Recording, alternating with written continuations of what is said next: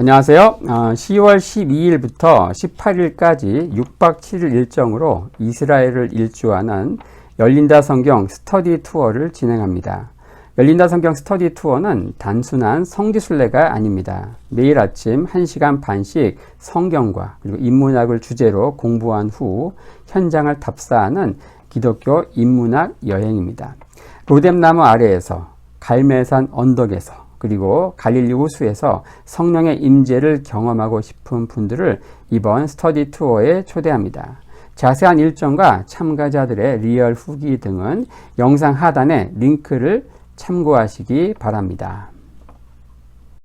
안녕하세요. 세계사엔 교회사, 세계사와 함께 푸는 스토리텔링 교회사 시간입니다.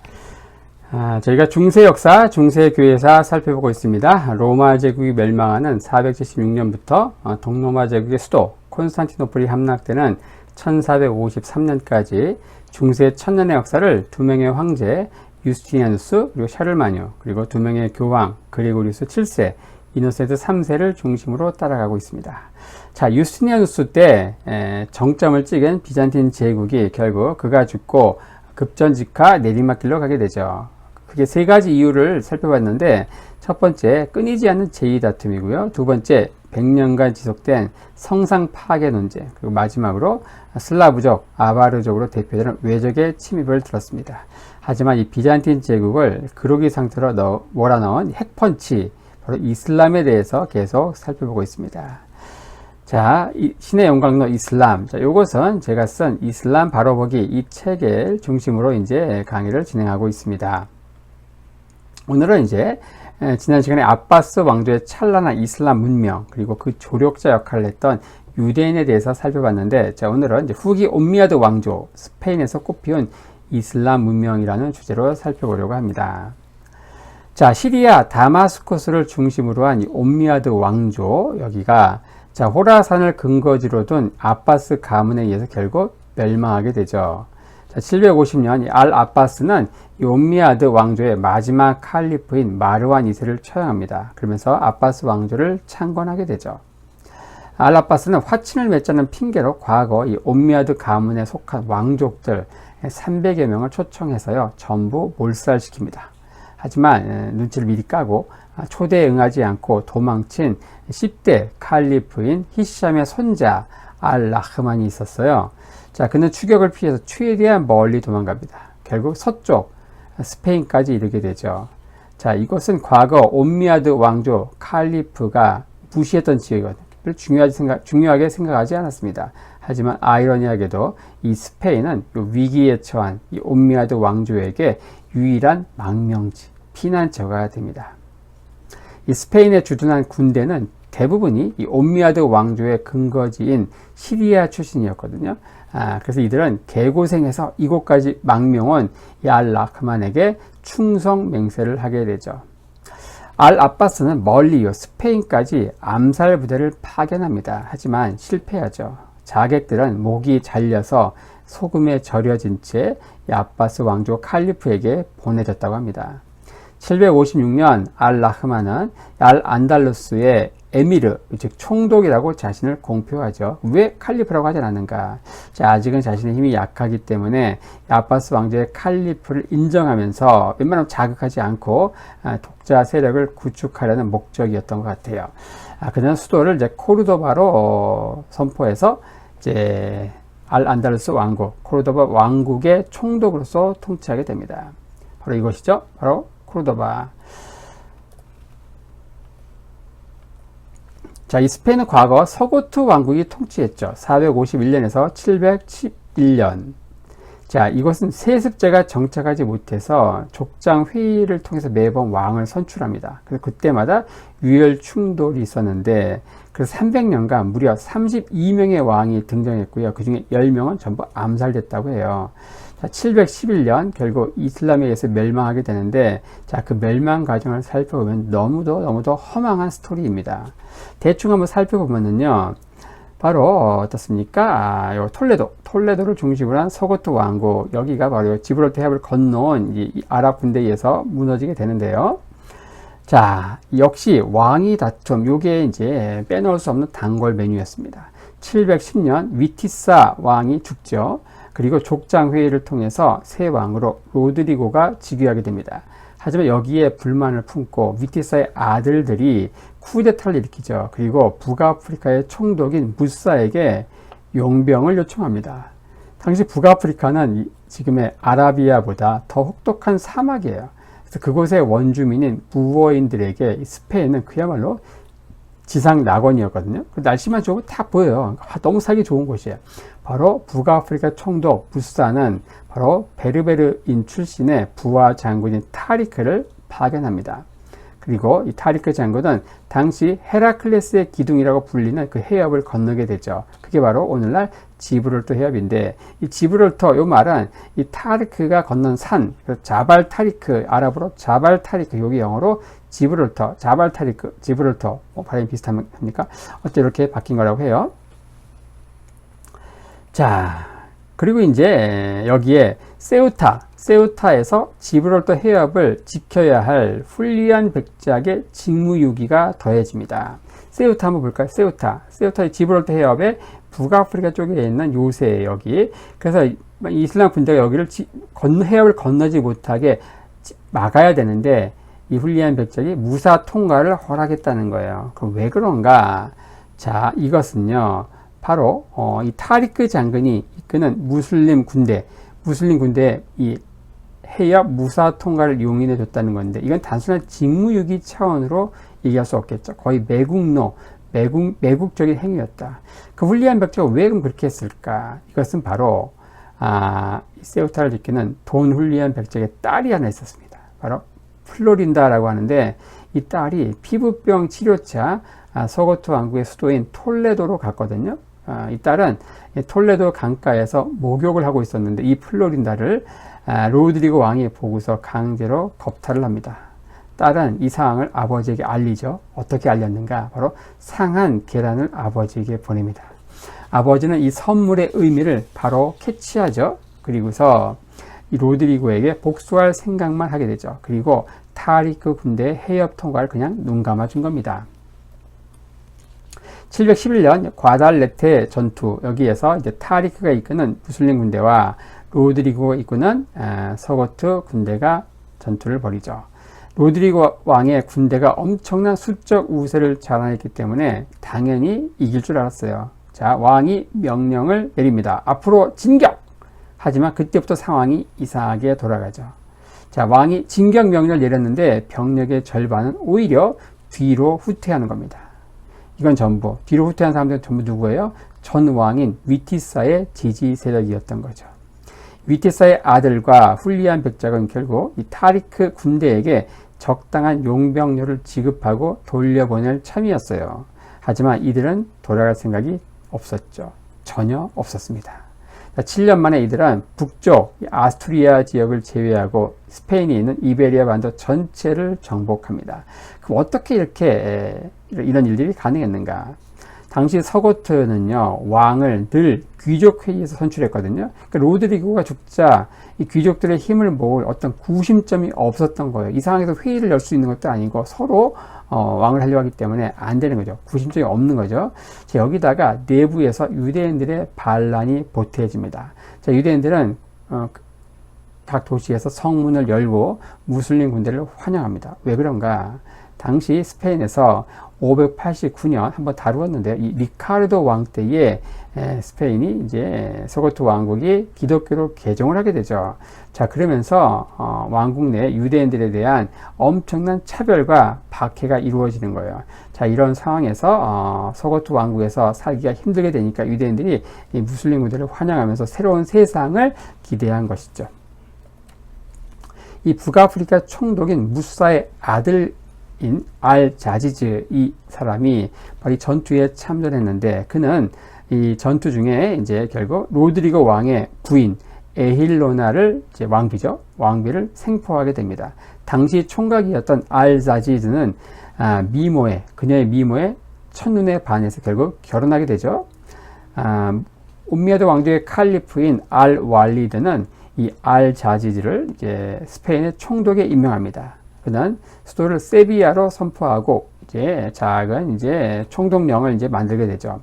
이 타리크 장군은요, 이 칼리프가 이 스페인 정복의 1등 공신인 자기가 아니라 무사의 아들을 총독으로 임명한데 불만을 품습니다. 총독의 아들을 총독으로 임명한 거니까 뭐 그렇단데 어쨌든 그는 불만을 품은 거예요.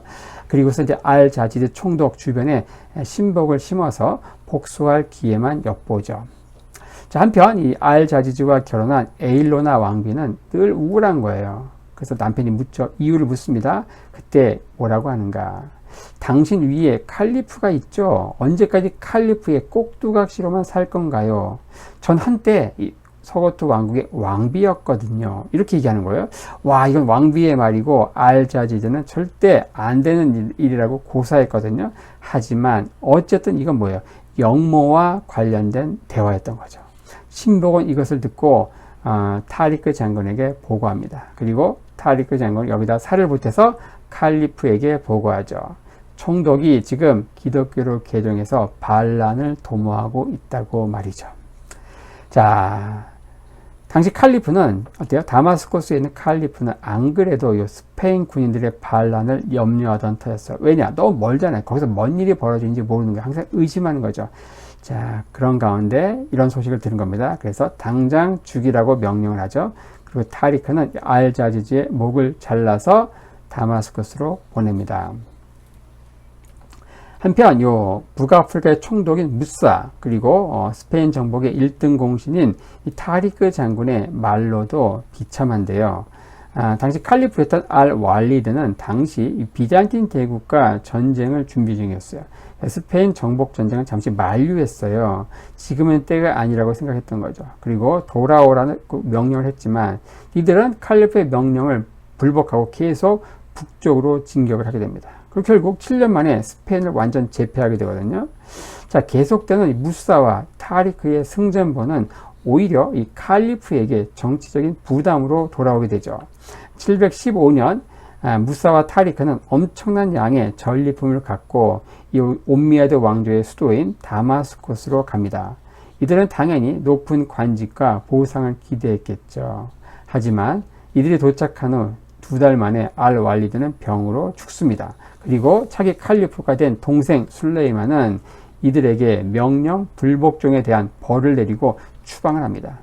이후 두 사람은 역사에서 완전히 사라지게 되죠. 하지만 타리크 장군은 자신의 이름을 딴 지브롤터 해협이라는 이름을 남겼지만 말이죠. 자, 스페인은 이후 일진일퇴를 거듭하면서 스페인 사회는 기독교와 무슬림 혼합 지역으로 변하게 됩니다. 그래서 모사라베라고 하는 이 아랍 치하에서 살아남은 기독교도를 가리키는 말이죠. 그리고 물라디, 이들은 이슬람교로 개종한 기독교도이고요. 무데하르, 이들은 기독교도가 국토를 회복한 지역에 남겨진 이슬람교도이고요.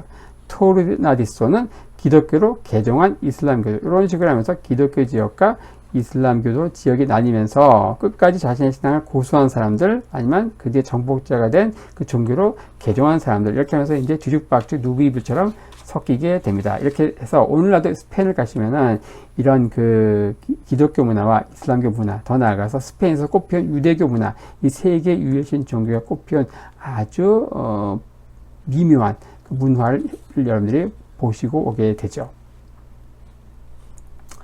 자, 코르도바 왕국 알-라흐만이 가서 이제 756년에 시작해서 1031년까지 이어진 코르도바 왕국이 펼쳐지죠. 이 초대 칼리프 총독은 수도 코르도바 선포한 알-라흐만입니다. 바로 아바스 왕조로부터 도망 나와서 이제 와서 이곳에 후기 옴미야드 왕조를 창건한 것이죠. 이후 이 코르도바는 유럽에서 가장 문명화된 도시로 발전하게 되죠. 자, 그리고 알-라흐만 2세, 그는 30년 동안 치세 동안 코르도바를 바그다드보다 더 훌륭한 도시로 만드는 데 주력합니다. 그리고 844년 이 바이킹이 카디스를 점령하고요. 이후 대서양의 과달키비르 강을 통해서 세비야를 침공합니다. 하지만 이것을 격퇴하죠. 바로 타블라다 전투라고 하는데 바로 요곳에 있는 카디스를 정복하고 세비야를 들어옵니다. 844년. 지금 보시는 선은요, 바이킹이 종횡무진하면서 사방을 휩쓰는 그런 공격 여파 가운데 이 스페인 당시 코르도바 왕국도 이 바이킹의 공격을 받았다는 것이죠. 하지만 이거를 격퇴한 칼리프가 바로 알-라흐만 2세다. 자, 그리고 알-라흐만 3세. 그는 929년에 즉위하는데 그 즉위와 함께 이 아바스 왕조가 약해진 틈을 타서 과거 에미르 총독이던 데서 자신을 칼리프라고 선언합니다. 이렇게 함으로써 바그다드 즉 아바스 왕조와의 정치적인 종속 관계를 깨고 독립된 칼리프로 통치하게 되죠. 근데 이것은 이제 909년, 그러니까 20년 전 이 북아프리카에서 그 튀니지의 그 파티마 왕조가 열리거든요. 그 파티마 왕조의 통치자가 자신을 칼리프라고 선언했어요. 이 파티마 왕조는 최초의 어떤 시아파 왕조입니다. 알리의 그 혈통, 그 무함마드의 직계 혈통을 인정하는 그러한 그 칼리프. 그래서 이제 이 파티마 왕조가 열리고 칼리프를 선언했는데 그에 대한 대응 성격도 있다는 거죠. 이 북아프리카에서 이 파티마 왕조와 이 코르도바 왕국은 세력이 겹치게 되는데 921년 이 파티마 왕조가 이 북아프리카 지배권을 완전히 장악하게 됩니다. 자, 이후 시칠리아를 정복하고 리비아, 이집트까지 확장하면서 바그다드에 있는 아바스 왕조 칼리프와 대립하게 되죠. 자, 이렇게 하면서 어때요? 시리아, 시아파 중심의 요 카이로의 칼리프가 있죠. 그리고 코르도바의 칼리프가 있습니다. 후기 오메드 왕조. 그리고 바그다드, 아바스 왕조의 칼리프가 있습니다. 이렇게 하면서 카이로, 그리고 코르도바, 그리고 바그다드 3명의 칼리프가 있는 3명 칼리프 시대로 넘어가게 되죠. 이 알-라흐만은 중앙 집권을 강화하고 이제 코르도바 왕국의 황금 시대를 이끕니다. 그는 배척이 아닌 이 포용과 개방성의 통치 철학으로 기독교인과 유대인도 포용을 합니다. 또다시 신의 용광로가 제대로 기능을 하면서 알-라흐만 3세 때 코르도바 왕국은 놀랍게 번성을 하게 되는데 그는 비잔틴 제국에서 탄압받던 유대인들도 대거 받아들입니다. 이들을 코르도바로 이주시키고 유대인들은 이곳에 와서 상공업 발달을 일으키게 되고 결국 세수가 엄청나게 증가하게 됩니다. 그리고 매년 기독교 왕국을 침략해서 잡아오는 노예 그리고 재물도 경제 활성화에 큰 도움을 주었죠. 자, 그는 전쟁보다 이 경제 발전에 초점을 이루게 되는데 이 오리엔트식 관계 시설을 도입하고요. 이 중동에서 이 체리, 사과, 배, 아몬드, 석류, 무화과, 대추야자, 사탕수수, 바나나, 목화, 아마, 뽕나무 등 이 고부가 가치의 신작물을 도입해서 재배합니다. 그러면서 엄청난 경제적인 번영을 이루게 되죠. 그의 통치기 때 현재 세계 문화유산인 메스키타, 즉 모스크를 뜻하는 스페인어인데요. 현재 유럽에서 가장 아름다운 모스크인 메스키타를 건축하게 됩니다. 당연히 코르도바 가시면 이걸 당연히 보고 오시게 되죠. 그리고 40만 권이 넘는 장서를 보유했던 도서관도 바로 이 시기에 완공이 되죠. 알-라흐만 3세는 또 전설적인 로맨티스트로도 유명한데요. 그는 아사하라라고 하는 여인을 사랑했어요. 그리고 코르도바에서 8km 떨어진 지점에 메디나 아사하라, 즉 아사하라의 도시라는 뜻의 왕궁을 건축하거든요. 여기 10,000명의 최고 장인을 동원해서 무려 25년 만에 완성하게 되는데, 아사하라는 이제 이 멋진 궁전에 살면서도 계속 슬픔에 빠져 있는 거예요. 그래서 남편이 물어보죠. 그랬더니 자기 고향에서 보던 눈이 그리워서 하늘에 내린 눈이죠. 눈이 그리워서 그렇다고 하니까 이 칼리프는 어떻게 하는가? 그 왕비를 위해서 이 궁전에서 보이는 그 산에 모조리 아몬드 나무를 심습니다. 그러니까 아몬드 꽃이 피면 어떻습니까? 눈처럼 보이거든요. 그는 죽을 때 이 모든 영화의 덧없음을 깨닫고 외국 사절을 접견할 때 누더기 옷을 입고 나왔다고 하는데 임종 때는요 이렇게 말했다고 합니다. 내 생애를 통해 행복했던 날은 오직 며칠밖에 되지 않았노라고 탄식했다고 하네요. 마치 그 솔로몬의 쓴 전도서를 연상시키는 유언이죠. 자, 그리고 알-하캄 4세, 알-하캄 2세, 이때 코르도바가 전성기를 누리게 되는데, 전성기를 더 찍게 되는데, 인구가 50만으로 증가하게 됩니다. 그리고 당시 유럽은요, 인구 3만의 도시도 흔치 않았던 상황이었기 때문에, 이 코르도바는요, 거의 정치, 경제, 학문의 중심지 역할을 하게 된다. 그리고 이 코르도바에 있는 도서관에는 무려 40만 권의 장서가 꽉꽉 차게 된다는 거죠. 자, 그리고 히샴 2세가 등장하게 되는데, 그는 알-하캄 2세에 12살밖에 안 된 어린 아들이 즉위하게 됩니다. 이렇게 되면서 알-하킴 부인, 이 부인이 총리였던 알만수르와 이제 불륜 관계를 맺어요. 이러면서 아들 히시암은 허수아비로 만들고 자신의 이제 정인인 알만수르가 권력을 장악하게 됩니다. 이 알만수르는 이 독재자이자 뛰어난 군인이었는데 이 피지배층의 가렴주구를 일삼고 특히 기독교도를 탄압한 것으로 유명합니다. 그는 스페인 북부 지방, 이 아스투리아 지방을 정복한 것으로 유명하죠. 자, 어떻습니까? 이제 이슬람은 다 스페인을 정복한 거예요. 하지만 이 북쪽에 있는 산지, 이 아스투리아, 여기는 냅뒀어요. 여기도 춥고 지형도 험난해서 공격도 어려운 데다가 또 정복을 해도 별로 얻을 게 없었거든요. 여기에서 이제 아스투리아 왕국으로 불리는 기독교 왕국이 이제 버티다가 결국 이들이 힘을 비축해가 점점 이렇게 내려와서 국토를 회복하거든요. 이때 이 알만수르는 여기 있는 기독교 왕국을 이제 초토화시켜야 되겠다. 기독교 왕국은 여기서 힘을 비축했는데 희망의 싹을 잘라버리고자 결심을 하죠. 그래서 북부 원정을 가게 되는데 기독교 세력을 소탕하게 되면 어때요? 자신의 독재자이기 때문에 인기도 얻을 수 있는 거예요. 그의 북부 원정은 상당히 성공적이었어요. 자, 그래서 997년 산티아고 데 캄포스텔라를 점령하죠. 바로 성 야고보의 무덤이 있는 곳인데 거기에 대성당이 있거든요. 대성당의 종을 코르도바까지 가져와서 녹인 뒤 모스크에 초등을 만드는 데 사용하죠. 이 사건으로 인해서 기독교도는 엄청난 충격에 빠집니다. 이 산티아고 데 콤포스텔라 굉장히 유명하죠. 지금도 가장 유명한 순례길, 신혼여행도 이곳으로 많이 가고요. 한 달 코스를 이렇게 걷는 거예요, 걷는 거. 자신의 내면을 돌아보는 그런 시간일 텐데. 자, 711년 이슬람에 거침없는 진격이 있었고, 이들은 속절없이 밀리게 되죠, 기독교도들은.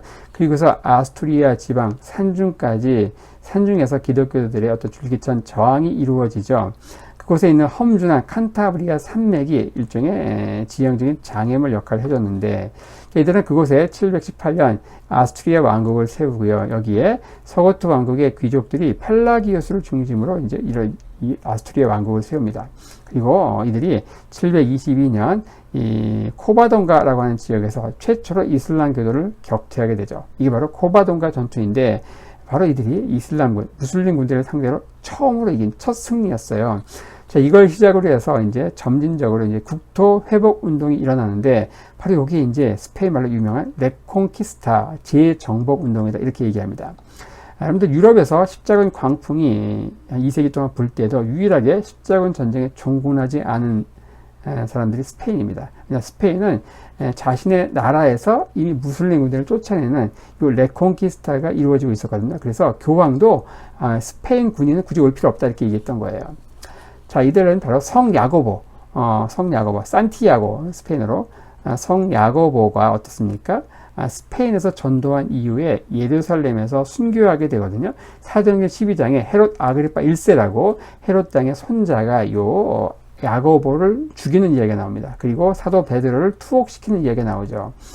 그리고 유언에 따라서 이 야고보의 그 시체는 스페인에서 묻히게 되거든요. 그 묻힌 장소, 거기가 이 재정복 전쟁, 바로 레콩키스타 중에 북서부에 있는 갈리시아 들판에 별빛이 무수하게 비쳤다고 합니다. 그래서 캠푸스 스텔라, 즉 별이 비춘 들판이라는 뜻이거든요. 바로 야고보의 무덤이 있던 그 자리였던 거예요. 그래서 산티아고, 성 야고보, 데 콤포스텔라, 이거 뭡니까? 별이 비춘 들판, 그런 뜻이죠. 그래서 이곳은 재정복 전쟁의 정신적인 지주 역할을 했고요. 중세 유럽에서 최고의 순례지였다. 최대 성지는 예루살렘 아닌가 할 수 있는데 여러분들 이거 예루살렘은 굉장히 멀었고요. 이곳은 아직까지 이슬람의 수중에 있었기 때문에 그곳을 여행 간다는 것은 굉장히 위험했다는 겁니다. 그래서 대체 순례지로서 중세 때부터 최고 순례지로 인기 있었던 곳이 바로 요 성 야고보의 무덤이 있는 산티아고였다는 거예요. 그러니까 이곳이 바로 이곳에 있는 대성당, 이곳이 바로 스페인의 수호 성자이기도 하고 이곳이 재정복 운동의 어떤 구심점 역할을 하게 된다는 것이죠. 바로 여기에 이제 성 야고보의 무덤이 있는 산티아고가 있습니다. 여기에 이제 그 산티아고 순례길 대표적인 여정이 되죠. 자, 그리고 이제 1002년 알 만수르가 죽고 나서 각 지방에서 반란과 독립 요구가 일어나고요. 그리고 히샴 3세를 마지막 칼리프로 해서 이후 스페인은 수많은 타이파, 즉 소왕국으로 쪼개지게 됩니다. 그렇게 이제 이슬람 왕국이 쪼개진, 갈기갈기 찢어진 상황에서 북쪽의 그 아스트리아 왕국에 이제 힘을 비추고 있던 기독교 왕국들이 점진적으로 남쪽으로 내려와서 재정복 운동을 펼치게 되는 것이죠. 자, 마지막으로 살펴볼 사람은 바로 아베로에스라고 이 중세 스페인 아랍 최고의 지성인, 철학자 아베로에스에 대해서 살펴볼 필요가 있을 것 같아요. 그는 이 아리스토텔레스 연구의 최고 전문가였는데 바로 아리스토텔레스를 재발굴해서 중세 학문에 경종을 울린 대학자였습니다. 자, 그는 단테의 신곡에서도 극찬을 받는 인물이고요. 라파엘로가 그린 아테네 학당에 등장하는 유일한 무슬림 학자이기도 해요. 그리고 중세 스콜라 철학의 거두인 토마스 아퀴나스가 신학대전이라고 하는 엄청난 책을 쓰거든요. 그 신학대전의 영감을 이 아베로스의 사상에서 얻었다라고 이렇게 고백을 한 바 있습니다. 그는 술을 마시고 또 돼지고기를 먹고 해서 어떻게 보면 이슬람 율법학자의 증오의 대상이었죠. 나중에 결국은 모로코로 추방되고 거기서 죽게 되는데요. 자, 그는 종교적으로 계시되는 진실과 또 과학적으로 검증된 진실, 이 두 개 이중 진리를 구별해 가지고 고찰을 하게 됩니다. 그래서 어떤 종교와 과학의 분리는 뭘까요?